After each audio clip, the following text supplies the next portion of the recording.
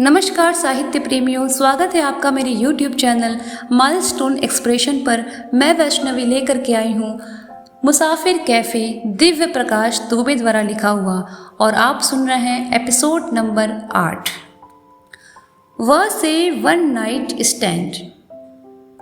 कभी कभी सुधा ऐसी चीज़ें पूछती थी कि चंदर को उससे डर लगता था, तो कभी बहुत प्यार भी आता था।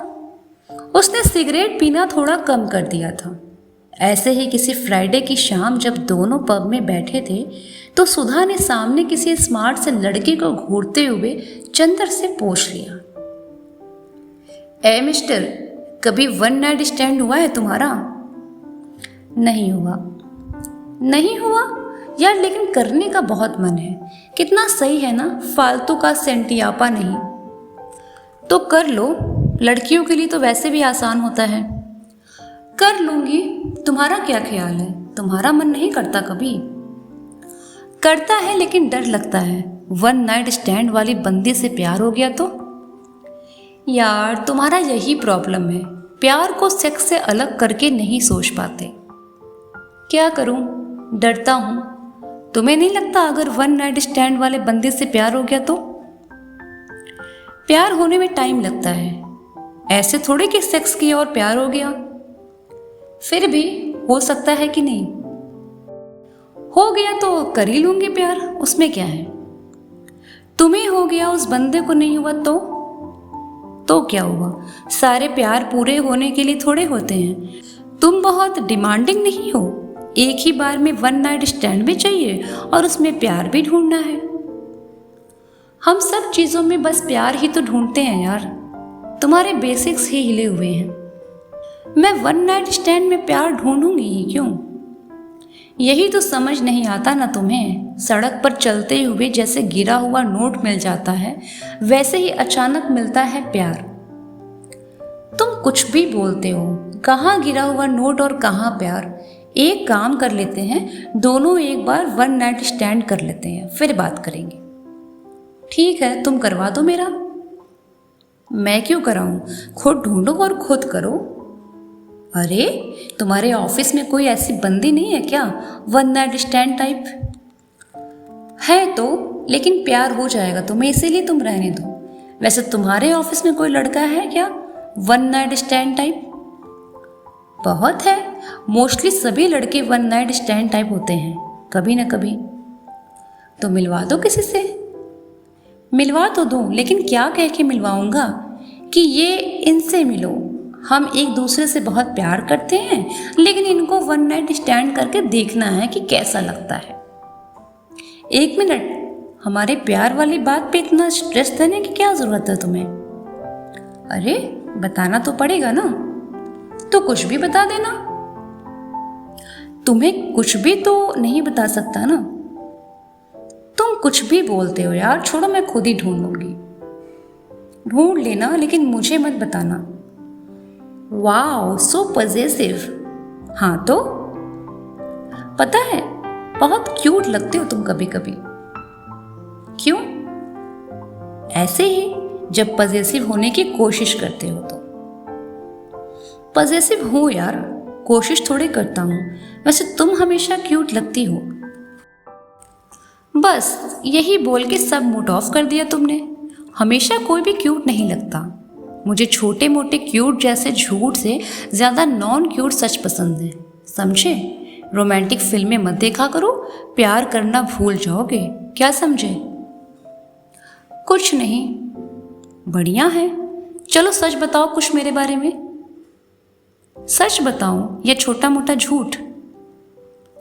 छोटा मोटा झूठ बता दो चलो, तुम भी क्या याद रखोगे। तुम हमेशा बहुत क्यूट लगती हो, और तुम कभी कभी, लेकिन जब लगते हो तो बहुत लगते हो। कभी वन नाइट स्टैंड मत करना। किसी चीज के लिए मना मत किया करो, फिर वही करने का मन करता है यार, समझी? कुछ नहीं। ठीक है ना, छोड़ो, सब कुछ समझने के लिए थोड़े होता है। लाइफ के कुछ चैप्टर बिना समझे ऐसे ही छोड़ देना चाहिए। ए लड़के, ये दारू पीकर फिलॉसफी मत छाड़ा करो। अब घर चलो, सोना है, नींद बहुत आ रही है मुझे। घर पहुंचते ही सुधा बिना कपड़े बदले सो गई। चंदर ने सुधा के कपड़े चेंज किए। चंदर सोने से पहले बहुत देर तक सुधा की बंद आंखों में आने वाली दुनिया तलाशने लगा और वहीं उसके कंधे पर सिर रखकर सो गया। चंदर को सुबह सुधा को परेशान करके उठाना बहुत पसंद था।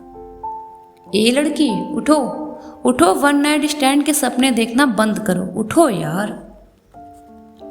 तुम्हें क्या लगता है कि इससे पहले किसी और जन्म में मिले होंगे हम? मैं ये जन्म वन्म नहीं मानती।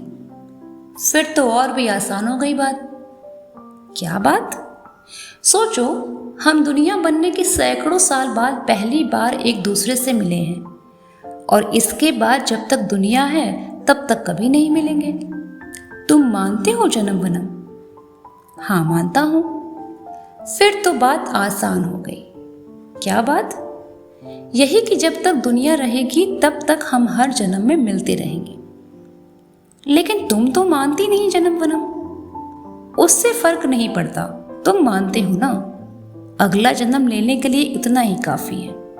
प्रोबेबिलिटी मानती हो तुम। चुप करो, कुछ भी बोलते रहते हो। ड से डिलीट। जिंदगी की सबसे अच्छी और खराब बात यही है कि ये हमेशा नहीं रहने वाली। ये बात एक उम्र के बाद हम सभी को समझ में आने लगती है कि दिन अच्छे हो या खराब दोनों बीत जाते हैं। रोते हुए हम अपने सबसे करीब होते हैं और हंसते हुए दूसरों के। इसीलिए लाख अपने करीब होकर भी रोना हंसने से रेस में पीछे रह जाते हैं। सुधा बहुत कम उदास होती थी। एक दिन जब कोर्ट से लौटी तो बहुत उदास थी।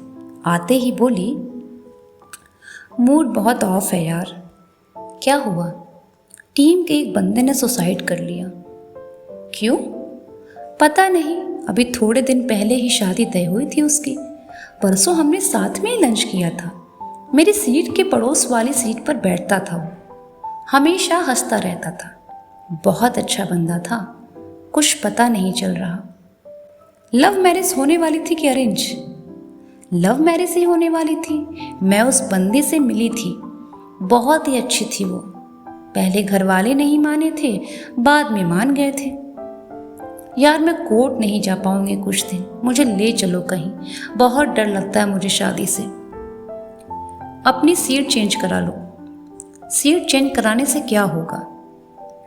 कुछ होगा नहीं। उससे रिलेटेड कुछ देखोगे तो शायद याद ना आए उसकी। मान लो मुझे कुछ हो गया, तुम ये घर चेंज कर लोगे? कैसी बातें कर रही हो तुम? बताओ, सही में कुछ हो गया मुझे तो क्या करोगे? सबसे पहले मोबाइल से तुम्हारा नंबर डिलीट कर दूंगा, सारे मैसेज भी। फिर एक एक करके तुम्हारी सारी फोटो को डिलीट कर दूंगा।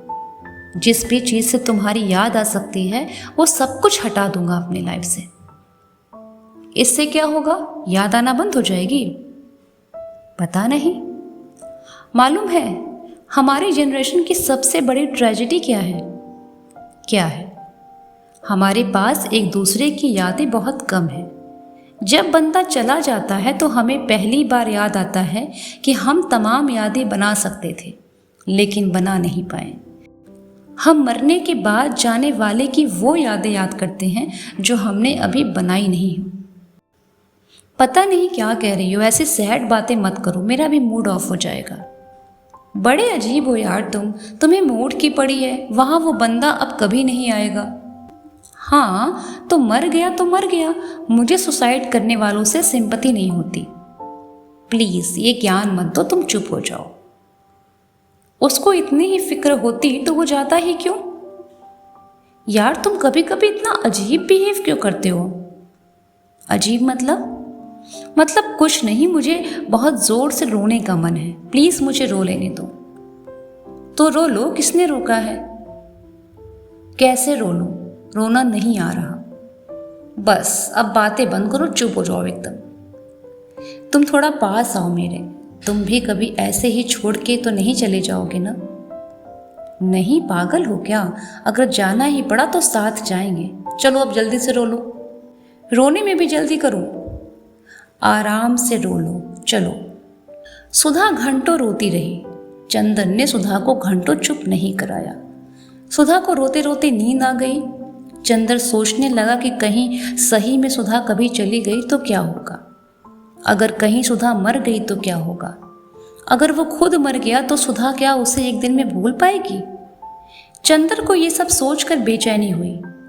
चंदर ने उस दिन कई दिनों बाद अपने बारे में सोचा।